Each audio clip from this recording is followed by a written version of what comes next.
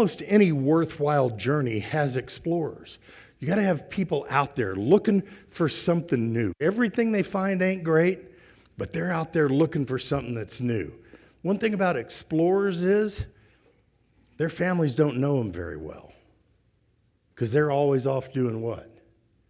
Exploring. It's usually not for them, it's for the greater good. Then you've got pioneers. These are people that follow the explorers and they really take what the explorers found and said, that'd be a good place. Let's figure this out. We know there's going to be some pain. We know there's going to be some wild journeys. We know that we have to, get out there and be on our own, and there's not going to be any support, but we're really still going to be out there leading this charge. And then you've got settlers. Now, the settlers are vitally important. They're important because they create the infrastructure under which success happens. These are the folks that don't go out and try and find a new thing every week. They don't go try and find the next shiny object. They take what's there and they dig that soil and they put in the pipes and they set it up so that the residents can have a good life. Folks, the hop journey is just like that.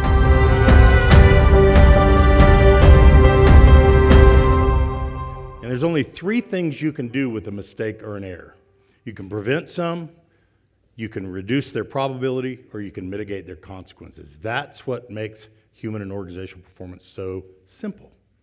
We've learned more about humans and what drives their behaviors in the last 100 years than we learned in the last 1,000 generations. It's almost moving at the same. How many of y'all have seen that technology curve where technology continues to double and triple and quadruple every year? That's the way it is, 1975. You see those curves, but you don't realize that it's the same about humans. And if that's the same about humans, it's the same about the field that we're in, this human performance, human factors, human element, HPI, HPES, human error reduction, or HOP, or I don't know what you're going to call it next year. We'll just tack it onto the conference and do that, okay? But I will tell you this, the fundamentals of all of those things haven't changed. I know some of you have experienced this before, but let's just check it. On any given task, at any given time, we're surrounded by other people, programs, processes, work environments, organization, equipment. Those are all dynamic elements of a task. They all move. They all impact each other. They all impact the individual. Individual impacts all of them. So I want you to think in your brain, which of these elements, people, programs, processes, work environment, organization, equipment, which does your brain tend to migrate towards first? Not the one you're supposed to say, the one your brain says, I tend to see that one first, naturally. You got it in your head? On the count of three, I just want you to yell out which one it is. People, programs, processes, work environment, organization, or equipment. Ready? 1, 2, 3. What'd you hear? You heard a little bit of everything. What that tells you is that we will naturally see risk coming from a system, from certain places. But what if it's not coming from that place? How do we teach people to look for risk, look for hazards, for controls that are needed in an area that they don't naturally see? It's why the person standing right next to you may see that risk completely differently. Okay? I want to give you a little bit different paradigm. How many of y'all have heard of the term blame culture? Everybody's heard of that, right? What if I asked you to flush that out of your system and think about blame as a human nature characteristic that's in all of us? What many of you may or may not know is when James Reason wrote Human Error, he started with the belief that our human ego got in the way, right? It can't be me, so it must be you. I'm going to write a book and do some research around that thing. Y'all probably didn't know that blame was a piece of why Human Error got written. That's why we're in this room together. Yeah, we know that it started with a journey that nobody wanted to take from some incidents. But now we're really getting into it.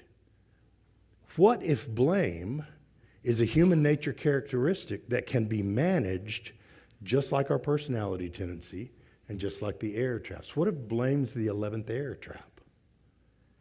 And I can push my pause button when I think I'm supposed to blame somebody and back up just long enough so I let that need to blame, that instantaneous need to blame go by, and then I can really get into the systemic approach.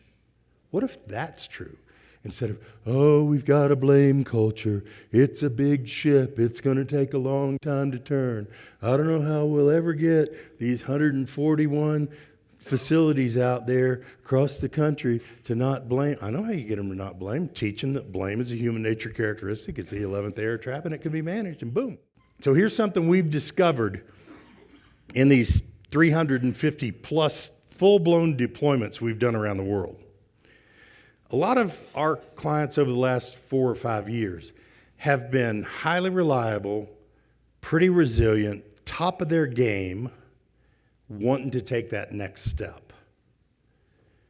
And when they come to us, they're really looking for what that next thing is.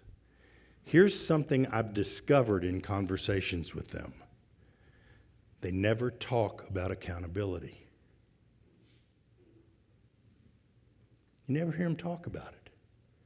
In organizations that struggle with accountability, they talk about it all the time.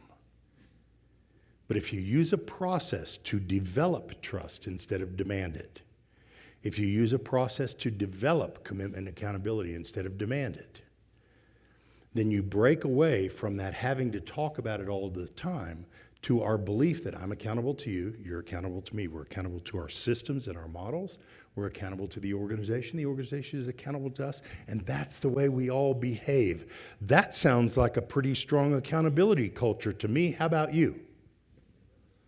But you have to develop it, not demand it. Now, a lot of organizations think, we're back to the whole big ship theory, this does not take a long time at all. And then you start learning the first time and early and before things happen. I've started to think about this a lot. I turned 65 last week. I know it's very difficult for you to believe.